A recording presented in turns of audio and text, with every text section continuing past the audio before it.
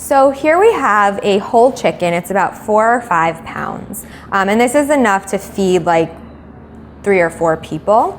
The reason you might pick a whole chicken and not just a breast or a thigh is because maybe in your household it's like mine where you have, strict dark meat chicken eaters and strict white meat chicken eaters, and this way you satisfy everyone in one shot.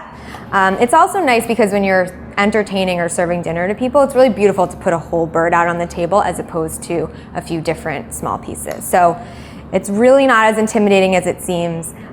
When you go to the store, you can pick based on whatever sort of dietary needs fit your lifestyle. I always opt for antibiotic free.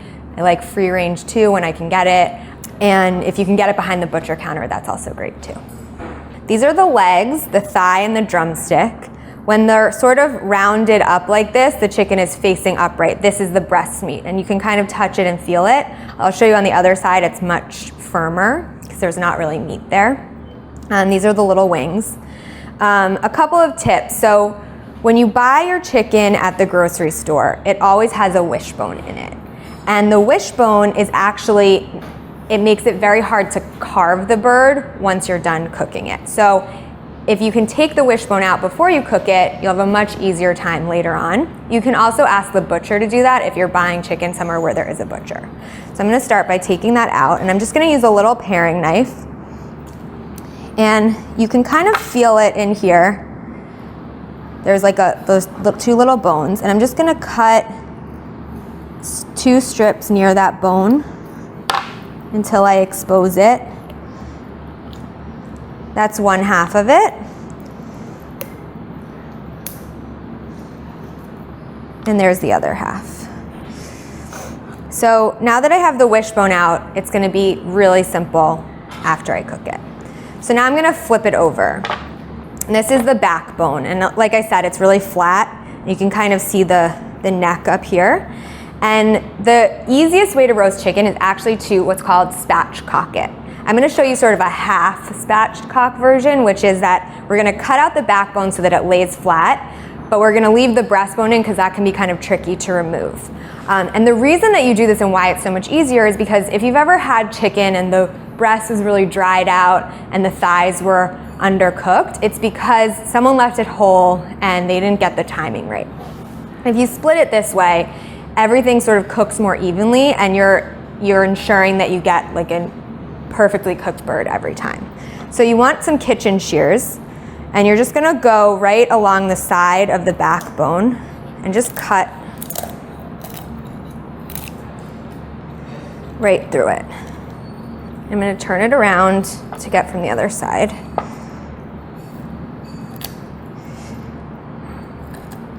Just use a little muscle.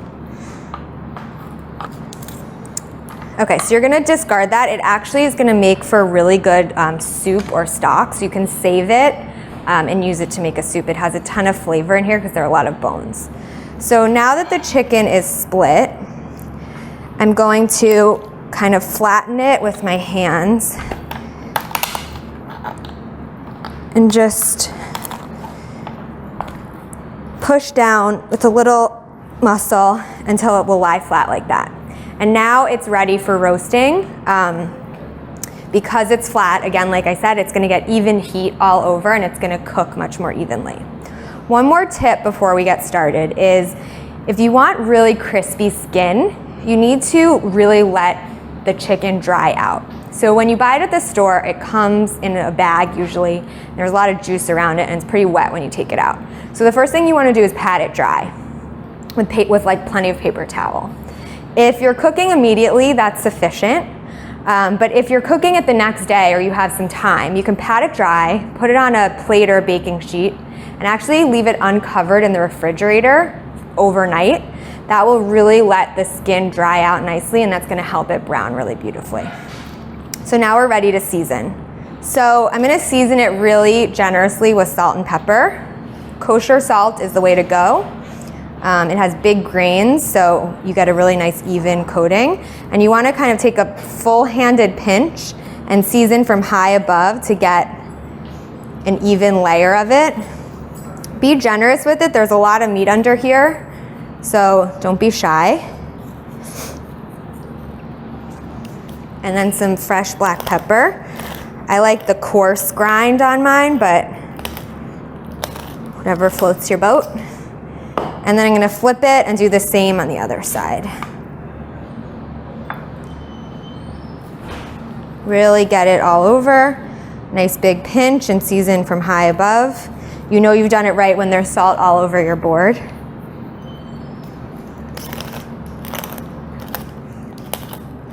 Perfect, so now we're ready to cook. Okay, so now we're gonna cook the chicken. I have a pan that's heating over medium-high, and I'm gonna add a thin layer of olive oil. And I'm gonna add the chicken skin side down because I want that to get really crispy.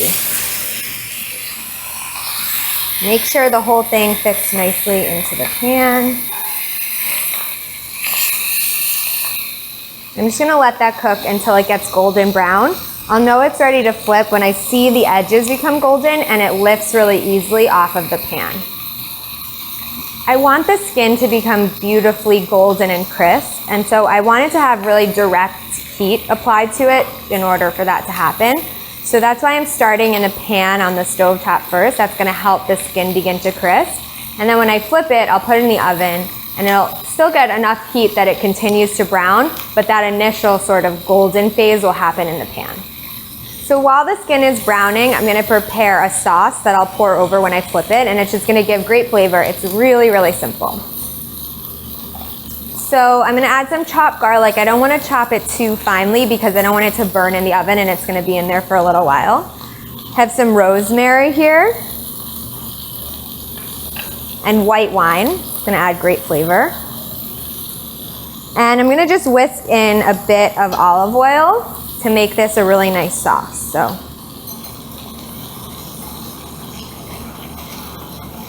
this is a really basic sauce. It goes great on any kind of chicken you're making. It's garlic, rosemary, white wine, and olive oil. Super simple. You probably have everything in your fridge already. Great, great marinade. Let's peek on this quickly.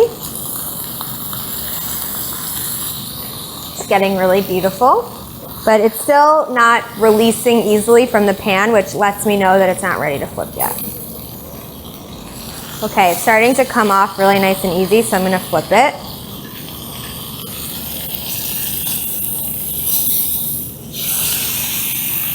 Beautiful golden brown.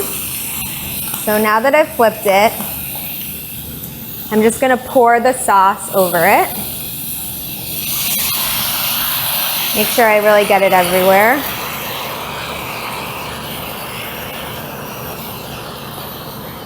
Smells really good. And now I'm gonna move it into the oven.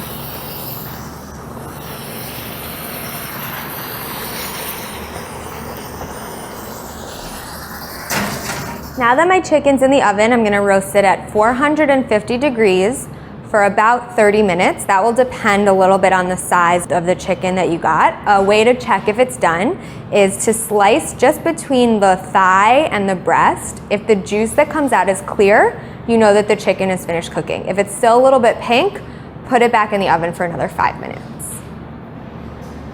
So now that our chicken's done, I know it's done because the meat is starting to pull away from the bone a little bit over here, and when I cut in over between the thigh and the breast, the juices ran clear, so it's good to go. I'm gonna let it rest a little before I carve it, and now I'm gonna show you how to make some seasonal versions to turn this into a full one-pan dinner. In the last lesson, I taught you how to prepare and roast a chicken. And now I'm gonna show you how to add vegetables to it to make it into a really simple one-pan meal. It's all gonna happen in the same pan. Most of the technique is exactly the same. We're just adding some great vegetables for really good flavor and nutrition. So I'm gonna take the chicken out. It's about halfway through where we were in the last lesson. And I'm just gonna transfer it to this plate. You can see the skin is really beautiful and golden.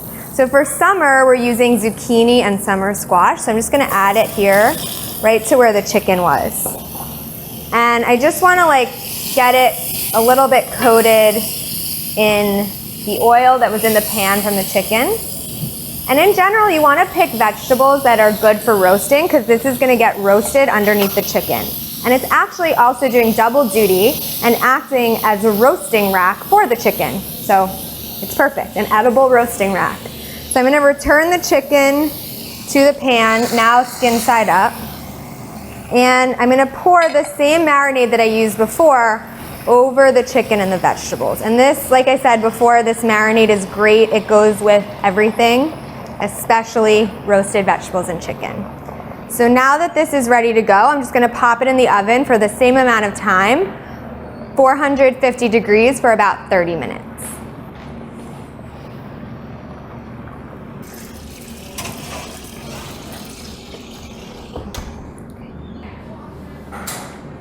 So now that our chicken with vegetables is done, I'm gonna take the chicken carefully and transfer it to the board. Whew, hot.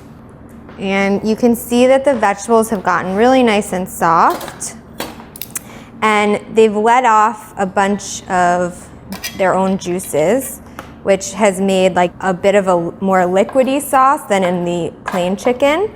So that's totally fine. You can either leave it as is, it's still really delicious, or you can take the vegetables out and just reduce the sauce a little bit on the stove so it gets thick again. And we're just gonna carve the chicken and serve the vegetables underneath it. So we just prepared the summer version of this dish, and the great thing about this recipe is you can really keep it new and exciting all year long. It works with vegetables from every different season, and it's such a simple one-pan dish that it's something you kind of want to make all the time. So this is our winter version. I'm using parsnips and carrots, and so these are root vegetables. In general, you just want to use vegetables that are good for roasting because they're going to roast underneath the chicken for about 30 minutes, and they need to be able to stand up to that. You wouldn't want to use like a delicate leafy green because it might wilt too much. You could use kale or potatoes. Winter squashes would be great. Onions would be really good in this. So I'm just going to show you, we're going to cut it up. The size, you don't want it to be too big because again, they're only gonna roast for 30 minutes, but you do wanna make sure that all the pieces you cut are about the same size. If it's a vegetable that really takes a long time to cook, you'll just wanna cook it in the pan under the chicken for a couple of minutes before you put the chicken back and put everything in the oven to give it kind of a head start before it starts cooking in the oven. So I'm gonna cut these into about 1/2-inch pieces. Again, I just want it to be nice and even. I'm not really a fan of peeling vegetables. I think it's really tedious and annoying. So as long as you wash root vegetables carefully, you don't have to worry about peeling them. So I didn't peel the parsnip, and I'm not gonna peel the carrot, and I'm not gonna peel the sweet potato that I make later.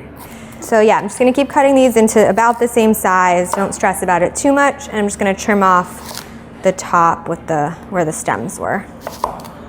Parsnips are really great because they kind of have like a starchy texture to them, and they're sweet like carrots, but sort of hearty like potatoes. They're really, really delicious. One of my favorite winter vegetables, and you can usually find them at the market in the winter. And here we just got some rainbow carrots. They add beautiful color, but if you can only find orange carrots, that's fine too. These, because they're smaller than the parsnips, I'm just slicing them, so again, the size is consistent. Nice purple ones.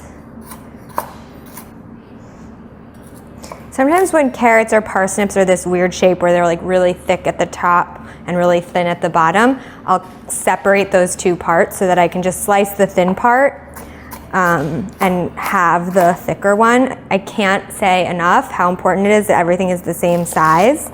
If you cut really tiny pieces and really huge pieces, the tiny ones will burn and the big ones will not cook. And no one wants to bite into a raw parsnip or a burnt one.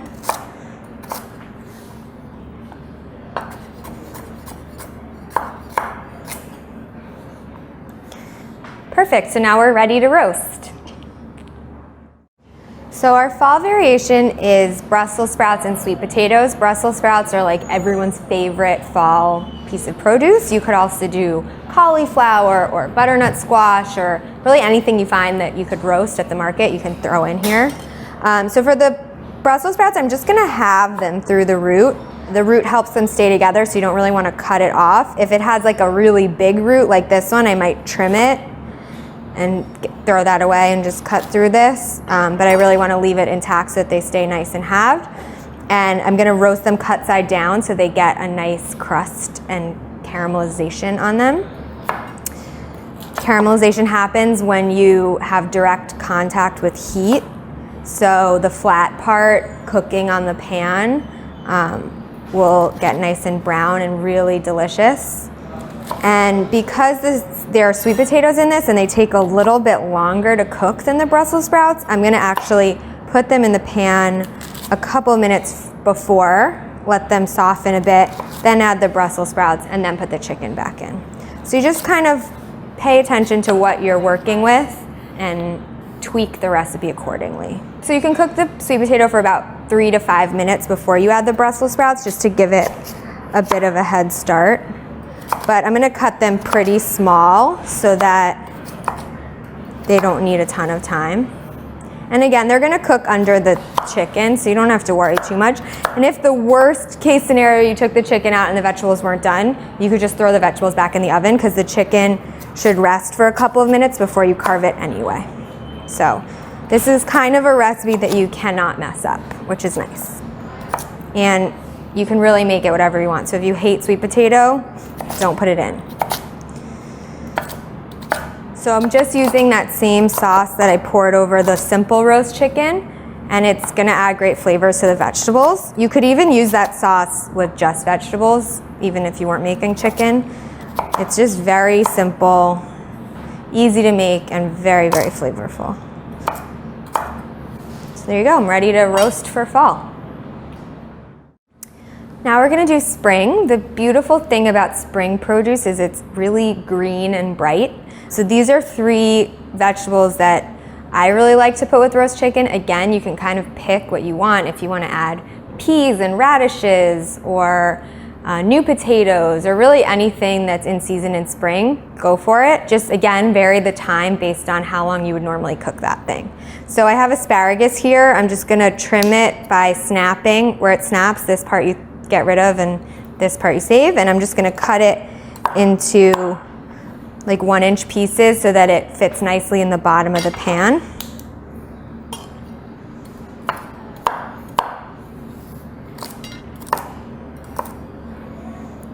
And then I have some fennel.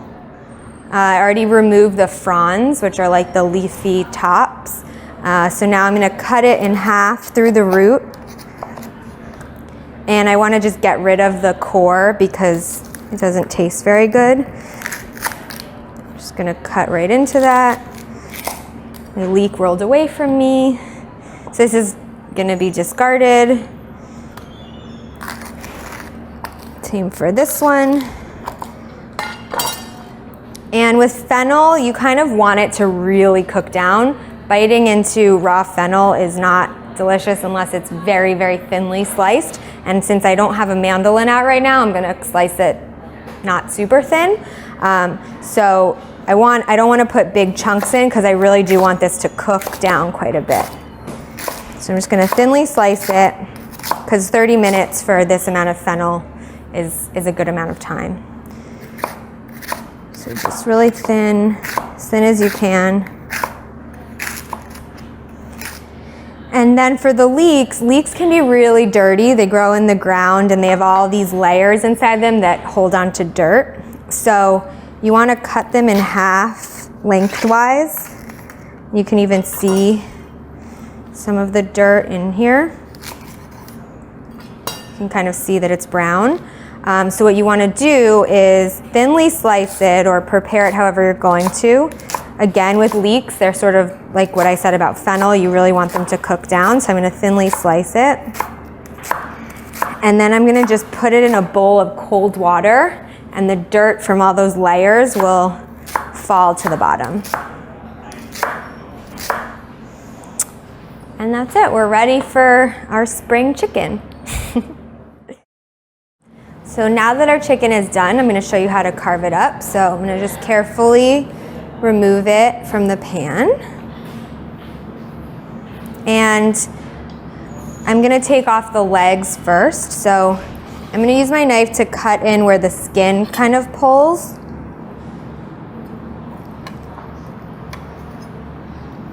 And once I get through that skin part, the leg will sort of just like lift right off, because that's how you know it's like cooked through. So there you have one leg.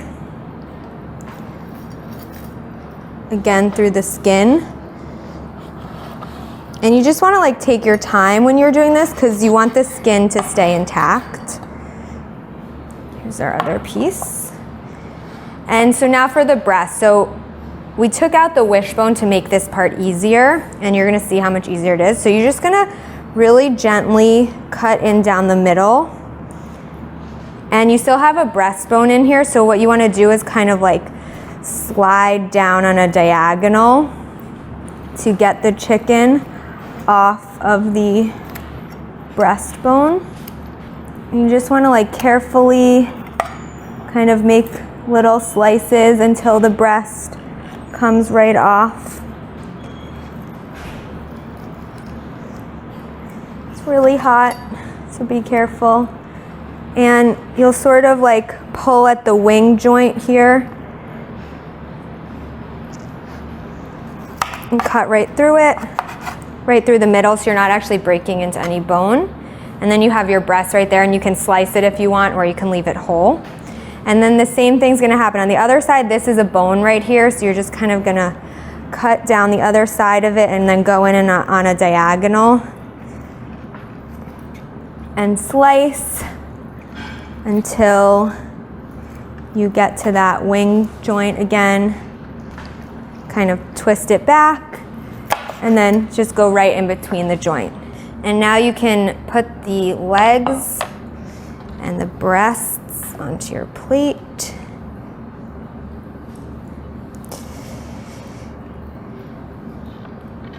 And you can pour your beautiful, delicious, garlicky pan juice over the top.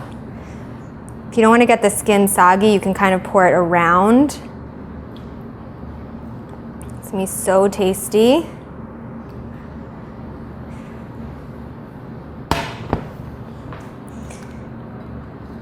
And there you go, you have your roast chicken.